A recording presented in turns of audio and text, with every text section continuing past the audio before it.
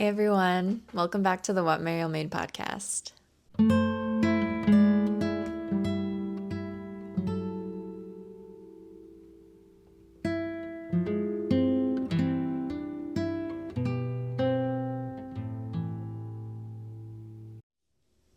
I'm Mariel and I am a maker and a knitter based out of Northern California where I live with my husband and our dog Wally. Wally's sleeping right in front of me, so please excuse him if you hear him bark later. Happy New Year, everybody. I know it's been a minute since I posted. Wanted to check in with y'all, make sure I said Happy New Year, and update y'all on some of the knitty, crafty things I've been up to so far this year. I've definitely casted on a lot of things. I'm planning to frog some of those things, so I've kind of whittled it down to the things I'm actively working on right now, but have a lot of making in store for this year, a lot of things I want to get to, so I'll just jump into finished objects first. The first thing that I want to talk about and my first finished object is what I'm wearing.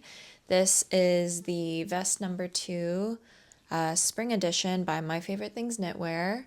It's actually I think my first My Favorite Things Knitwear pattern that I've made, and I love it. So let me get into the stats.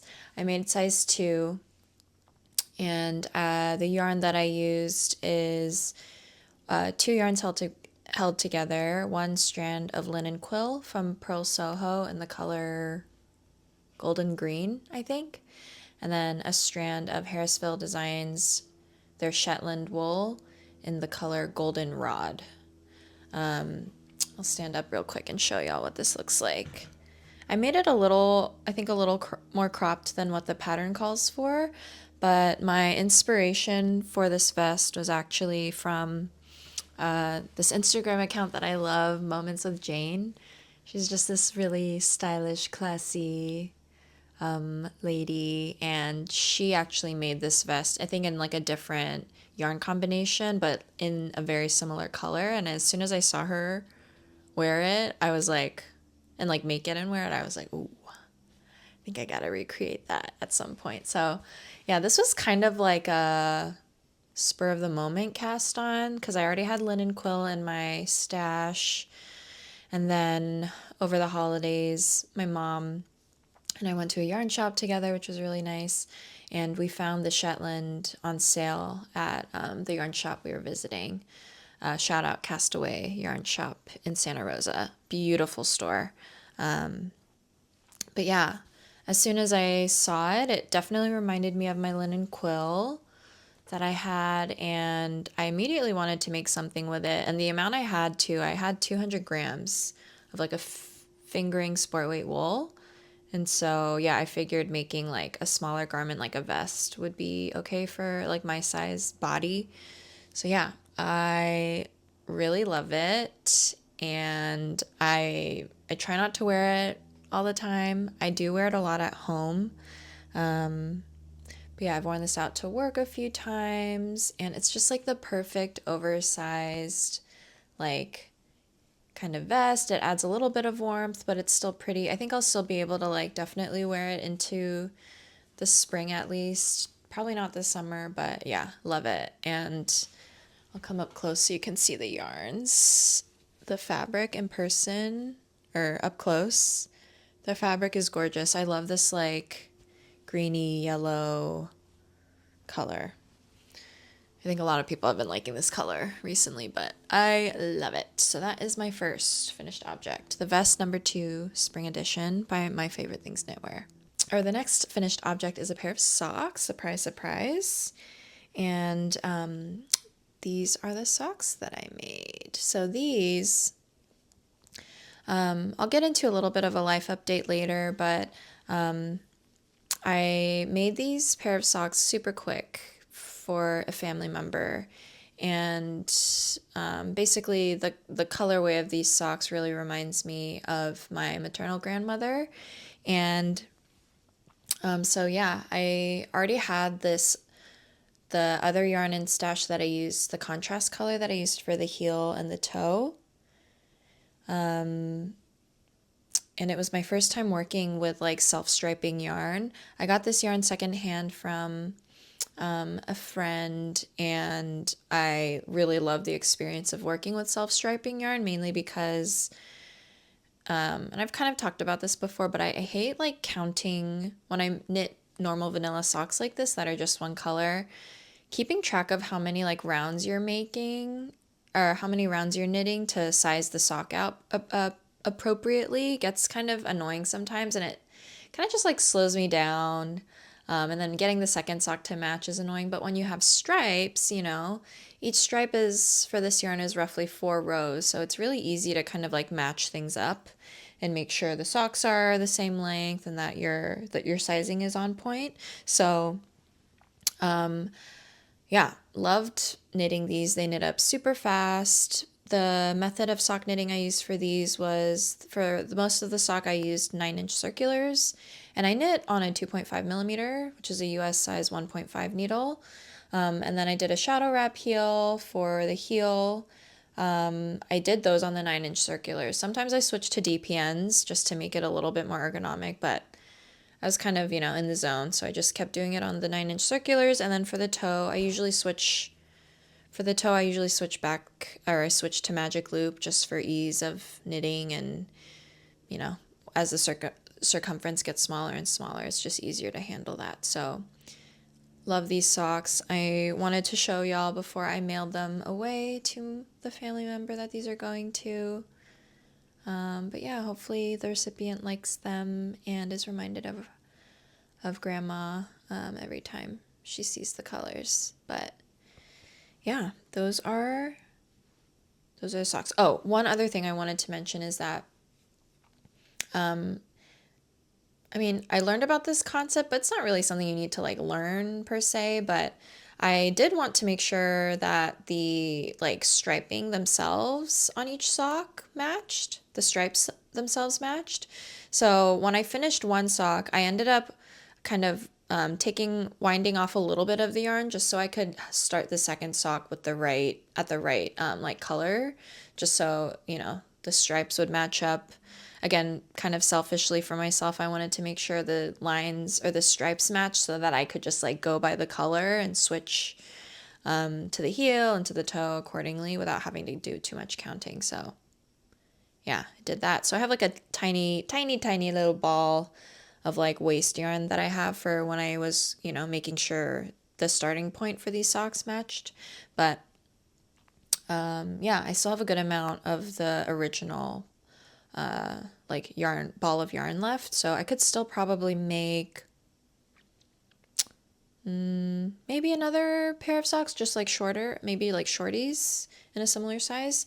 These are for a women's size 6, US size 6 foot, by the way. So all the details and numbers on like my sock recipe are going to be on the Ravelry page too. Also, if you're new, thank you for joining. You can find me on Instagram and Ravelry at What Mariel Made. And I'm really good about keeping my Ravelry projects up to date with lots of details about like numbers and modifications and everything. So follow me there if you are curious about the actual numbers. So those will go in the mail soon. My next finished object it's like a finished object that needs to be modified. So it's like gonna flop back into the whip category soon. But I finally finished the Northland Sweater by Petite Knit for my husband, Samuel. So let me just show you real quick. All right, this sweater is already washed and blocked. I have not woven in the ends because I need to add more length.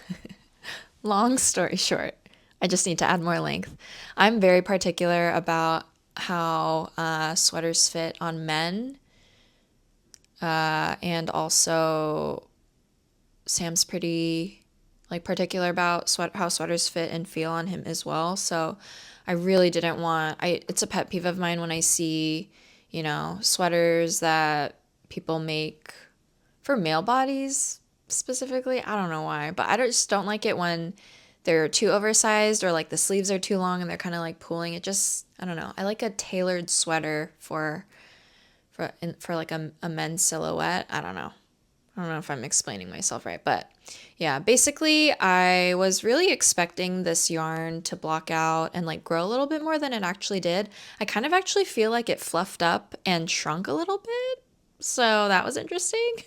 The yarn is a cashmere cream wool from Pano Story it's a Korean yarn store that I got last summer on our trip to Korea. And yeah, I just thought it would grow because it's wool, but it didn't. But it's really soft, and that's okay. I'm just gonna do some sweater surgery, so I think I need to add. I had Sam try it on, and he needs like about 2 more inches to the sleeves added, and then maybe an inch, inch and a half to the body. But I think I'm gonna do the sleeves first. We'll have him try it on, see how it feels, and then at that point see if he really wants more length on the body. But yeah, I might be going in and adding that. So it's February, fix it February, finish it February. I really want to kind of like get this done and dusted and like truly off the needles and done. So that is kind of my last like FO. And overall, like the pattern itself was really pleasant to work with. The structure of the sweater is really beautiful. Everyone that I've talked to who's also made this sweater is always like, the fit is just like chef's kiss. And I agree. I think it fits broad shoulders really well. I feel like I almost could have added a little more length in short rows to the back for Sam specifically, but yeah, overall, definitely would make this pattern again. So yeah, if you're looking for a pattern for someone with more of like a male shaped body in your life, check it out, the Northland Sweater. And I made the size medium. And I think that's all I need to say about that. All right. So that is that for finished objects. Moving into whips, and also a kind of a fun announcement. My next whip uses this exact same yarn, and it's actually still on a cone. Still on a cone, so I can show you what it looks like. This is what the yarn looks like. I got like, I think I got 3 cones of this yarn. Each cone has about 260 grams on it. And I would say it blocks out to like a worsted weight. Yeah, solid worsted weight yarn. And yeah, it's just like a heather gray color. Really pretty. But what I'm making with some of the leftover, I had a lot left over. Like I had a whole cone left over, and then a few balls that I'll use to add length to the sweater. But with the extra cone, I ended up starting this beautiful bandana scarf for myself. This is the Waffle loop bandana by Other Loops. And my announcement is, as you can see, it has lots of lovely fun texture, this waffle texture. My announcement is that I am running another KAL, a knit along, with 2 of my 2 knitter friends here. Well, they have YouTube channels, but also we're just running the knit along on Instagram technically. So it's going to work out pretty similarly to the Williest Dreams KAL that I did last year with Erica. This knit along is also with Erica, but it's also with our friend Sophia from Super Bloom Knits. Please check her YouTube channel out. She just started it. And already has some amazing content there, some really useful and like practical content for knitters as well. But her Instagram is beautiful. I mean, both of their Instagrams are so great. They take such beautiful photos. They're both based in like the Pacific Northwest. So yeah, lots of gorgeous photos just of their knits and their projects, and then some like nature things too. But yeah, the whole point of the Cozy Textures KAL is to make something with any sort of texture. And honestly, that like applies to so many types of knitting. So it's pretty open. It doesn't have to be like cables, or even, this isn't that complicated, but it doesn't even have to be like this intense in terms of texture. It can literally be like any purl details, if you're making like a ribbed sweater of any kind, ribbed socks of any kind. The knit along itself will run through the end of March, I believe. And all you need to do is make sure you follow all of us on Instagram. Post a photo of your project in any state. You don't have to have it finished by the end of the KAL, so 3/31. And since 3 of us are running this knit along, there will be 3 separate winners that we will choose at random at the end of the time frame. So please, please join us. 'Tis the season for like cozy textures, or finish those, textured projects maybe that have been sitting on your needles. This could be a good way to finish some of that, especially in February. But yeah, I've really enjoyed making this. It is very easy to commit to memory, like the pattern itself. And I definitely went off gauge. I think I went up like a whole millimeter in needle size because I know this yarn kind of fluffs up a lot after you block it. So I wanted to make sure I, kind of went up in needles accordingly. And also I did want I know it's a bandana scarf and there are 2 sizes to the pattern, I believe, but I wanted something even bigger and I figured I can just kind of make it as big as I needed it to be. So I've definitely made this larger than I think what the pattern finished dimensions are, but that's fine. So it's taken me a little bit longer to make. I was also traveling with this a little bit, but because it's such a, easy pattern to memorize, like as you basically just like increase till you reach the point where you want to go back. And then you decrease, and so as you can see, I'm like I'll definitely finish this today, and block it and have it to show y'all next time. But yeah, Waffle Loop Bandana by Other Loops. Great pattern, great texture, super wearable. And I do have some travel coming up soon where I don't have many scarves. I've definitely not knitted myself a scarf. I've given scarves away, but it'll be nice to have one for myself. So that is the Waffle Loop Bandana by Other Loops. Join us in the knit along. You have plenty of time.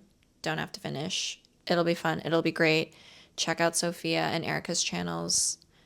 They're awesome. Okay, my final work in progress that I'm going to show y'all, which is going to continue, but I have to frog it first, is this gorgeous, gorgeous thing. This is the Jenna Sweater by Hiromi Nagasawa, who I've been interested in trying some of her patterns, but I just, have never gotten around to it, but I finally found this pattern that I want to make. This yarn is also new to me yarn.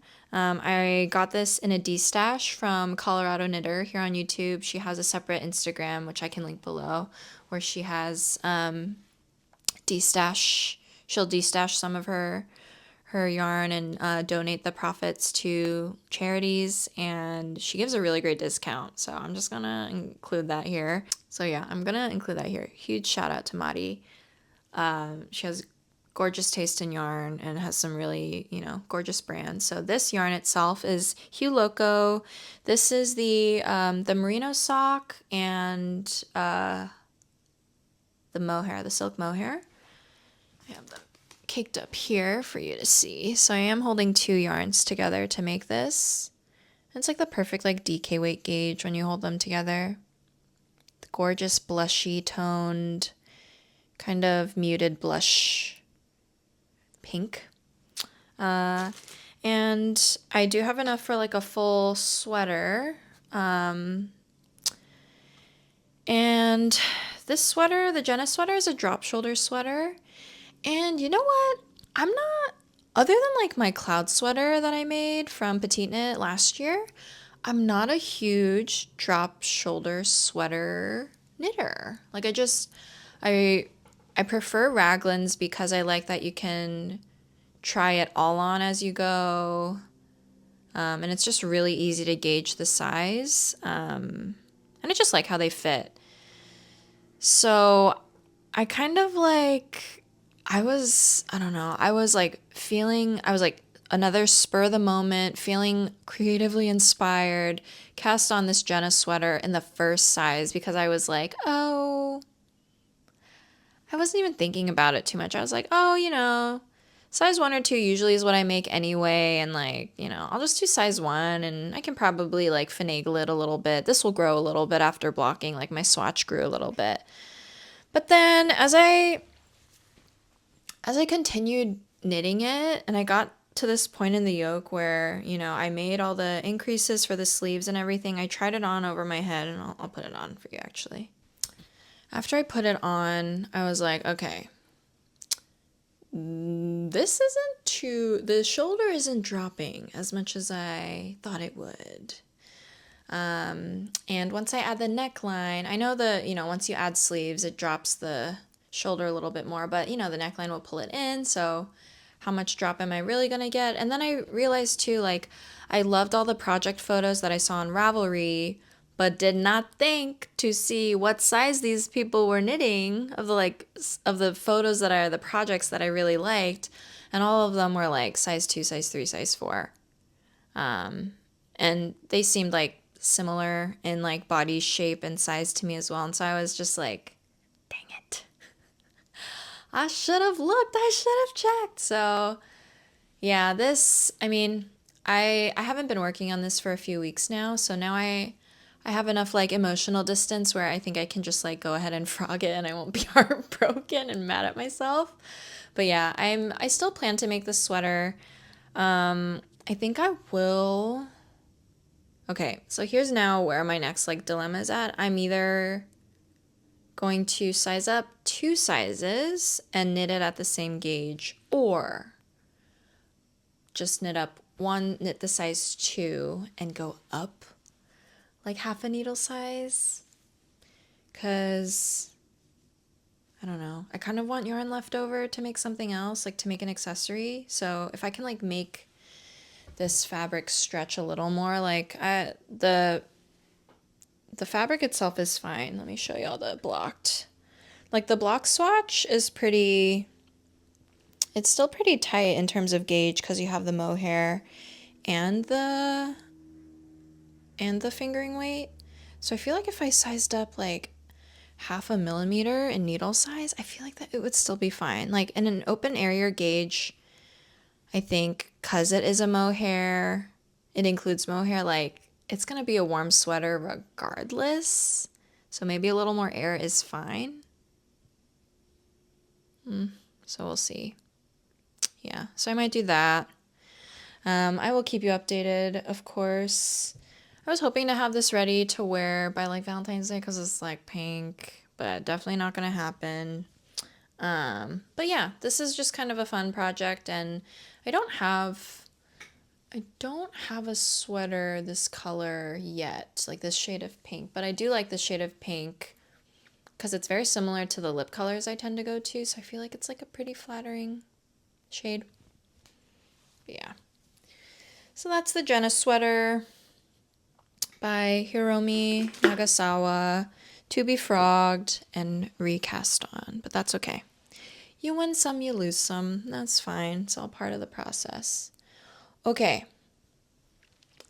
That's it for works in progress. I have like other projects that have kind of been floating around, but I'll show them later when they're closer to being done. The next section is acquisitions / plans that I'm for 2025, at least the start of this year. If you follow me on Instagram, you've already seen me post a reel on this bingo card that I made and a template that I made for making in 2025, because I'm not a huge maybe I need to become more of like a planner, but like honestly, the type of knitter I am is I just knit what I feel inspired to knit, and that happened with this. I was inspired by the yarn I got and basically cast this on, bound it off within a week, almost a week. It happened really fast and it was great and I love it. But was I planning to make it right away? No. So that's the type of person and knitter I am right now, and maker that I am. So this bingo card, I think, and it includes more than just knitting stuff. It's some sewing, mending, spinning related things. They're just things that I would like to maybe try in the next year. So we'll see where inspiration hits and like what I actually end up making and doing. So feel free to use this. I will also link the template that includes like a blank version where you can just make your own bingo card. And I know it's a 4x4 grid, and not a 5x5. So like, yeah, just look past that. I think 16 things is plenty to kind of have options for this year. So yeah, those are some of the things I'm like looking to do in 2025. I was super inspired by Sophia Super Bloom Knits on YouTube. She made a video on kind of like early 2025 like intentions and goals for the year, and I liked how she had a more like thoughtful approach on how she wants to change what guides her making and knitting this year, because she is a pretty fast knitter. I'm a pretty fast knitter, and so like in terms of like volume I could make a lot, but you know, sometimes that doesn't always need to happen. And so I would like to grow in my like skill set this year and make things that I genuinely know will get a lot of use and wear and love. So yeah, it's like informal +1 to those intentions, Sophia. Let's see what else. Some acquisitions. One really special acquisition that I wanted to give a shout out to. This wasn't even like a Christmas gift. This was like post-Christmas, but I have some family. My sister-in-law, brother-in-law, and nephew live in the Indy area in Indiana. And at the start of the year, I think they had gone and visited an alpaca farm, and they were so sweet and like bought me alpaca yarn from this farm. So I have 3 gorgeous skeins of alpaca yarn. It's so soft. Isn't that amazing?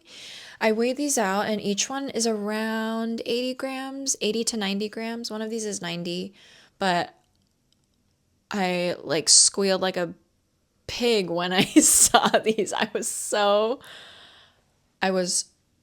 They're just like so floppy and soft and alpaca. And a fun fact is that the darkest brown one, this is from an alpaca named Bruno. So I'll have to do something special with Bruno's yarn. But yeah, I don't even know what I'm going to do with this yet. I'll probably use some of it to make a little thank you gift maybe. But yeah, so far I just love holding these and touching them, and they don't really smell too farmy, but yeah, just such a thoughtful gift. And I love that it like came directly from the farm that they visited and the alpacas they met. Like, so epic. So yeah, love this.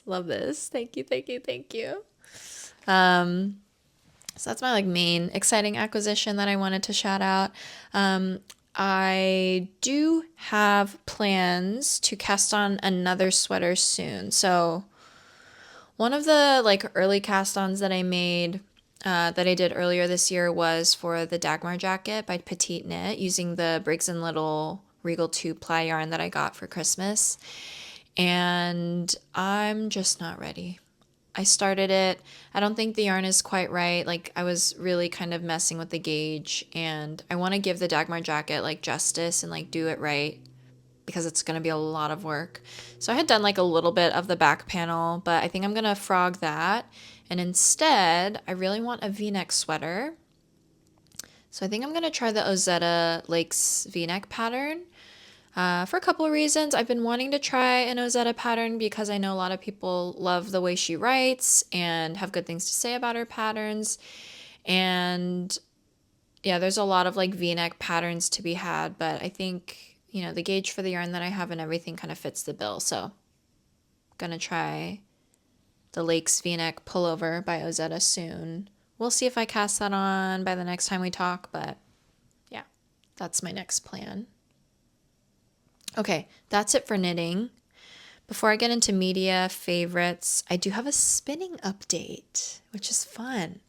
I finally broke out my electric eel wheel nano 2 e-spinner, which I got last year after I was like bit by the spinning bug. I had gotten a drop spindle and fell in love with spinning, and then was like, okay, I can take the next step and get like a smaller, more affordable e-spinner. So so I successfully spun one single of Corriedale combed top, which is here. I'm not going to take it out because I can show you what's on my e-spinner now. But yeah, this is fiber that I got. Corriedale combed topped. This is combed top. This is fiber from the Etsy shop, BZB Fibers. They are pretty local to me, like based in Northern California, I'm pretty sure.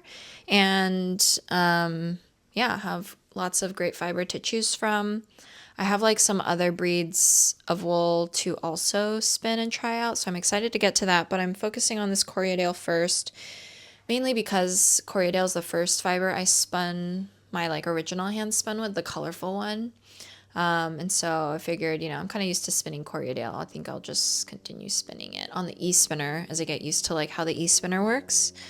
So I'm like halfway through. I still have the other half of the fiber to spin, and this is what I've gotten done so far. I don't know if you can see that.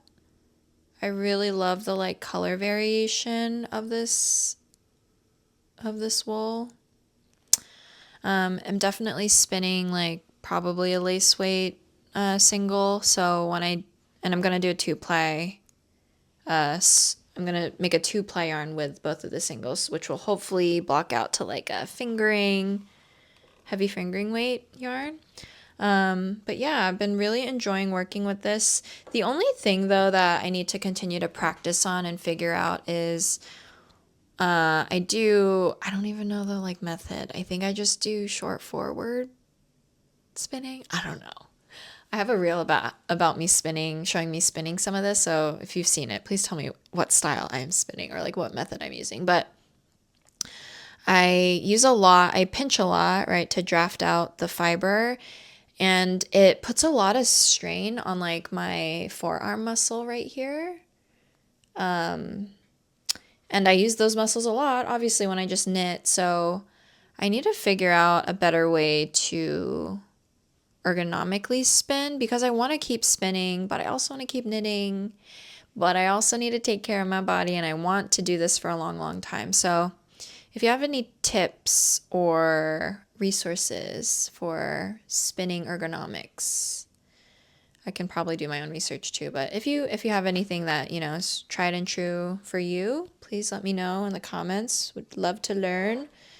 But yeah, love this e-spinner too. It's like very light. You can technically take it on the go with you, because all you need is like you can obviously like plug it into the wall or like an outlet, or you can use like a separate chargeable battery and like bring it with you on like trips or like camping even. That would be really cool. So yeah, and it's really small and light.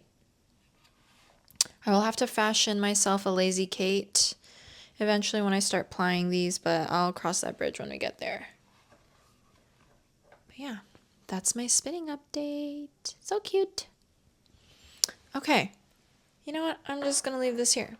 My next segment is media favorites, things that I'm consuming mostly through my eyes. I'm not really reading anything right now or listening to any books. I am definitely enticed by the whole, what is it? Fourth Wing. I don't know what the series is called, but that whole, with the third book coming out.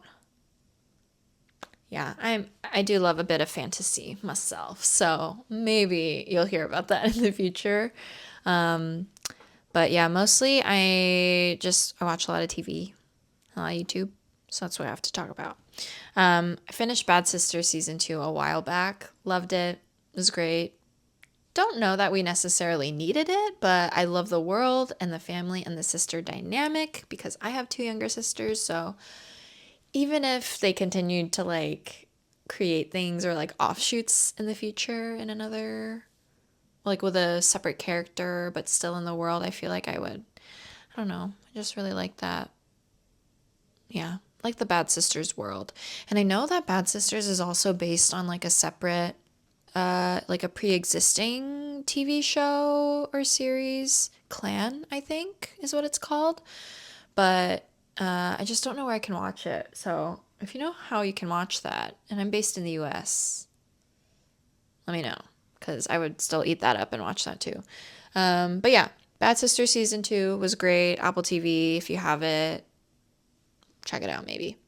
YouTube channels that I just wanted to shout out that are newer to me. From Carly B. She's a pretty big maker now, but some of her videos I watched like earlier on this year, and I found them really inspiring, and I just love her energy and her outlook on like creativity. I don't know, it just has like a very positive, bright energy. And lots of like cool makes. So yeah, check her out. She's currently crafting her wedding dress or like a wedding outfit. So that's been a cool journey to follow along. And then the next YouTube channel is Connie G's YouTube channel. She is someone I found recently too. She is a knitter. She might dabble in some other things, but has really cool makes, cool color combinations, and just like, yeah, cool maker coded. I like her background where she films. Yeah, cool vibes all around. Connie G. Check out Connie G's channel. And then the last channel is, I actually don't know their name, but the channel name is Fred. Just Fred. And they're also a knitter and spinner. And I just like happened upon their channel and just, yeah, like their vibe. They're based in Maryland, I think. And yeah, make and spin lots of cool things. And has like a whole thing of Vlogmas that I still need to like binge watch. So Fred or Phantom Tooth, I think, is their handle on Instagram. So I'll link all these people down below. And that's about it. Yeah, I hope this new year has been treating y'all well. I know there's been so much turbulence in the political atmosphere in the US, so I hope wherever you stand with that, you're able to find moments of peace and yeah, just be able to find, carve out space for yourself wherever that is and your loved ones. My life update is that I did a bit of travel earlier in January because my maternal grandmother passed away, which was really sad, but also a great opportunity to get the whole family back together to celebrate and remember her life. So yeah, that was a really great experience of being able to, just get together, mourn together, but also remember her and just kind of be reminded of that we have limited time and we need to make the most of it and hug your loved ones a little tighter and just kind of look past life's petty things and appreciate what you have and who you have while you have them. So with that being said, I really am excited for this new year of making. I hope you are excited as well, and that it is a space and a place where you can really find solace from the craziness of life, or where you can just find like sparks of creativity and excitement and self-expression. So that's all I have to say. I will definitely see you again soon and talk at you soon. But until I see you again, have a good one. Bye.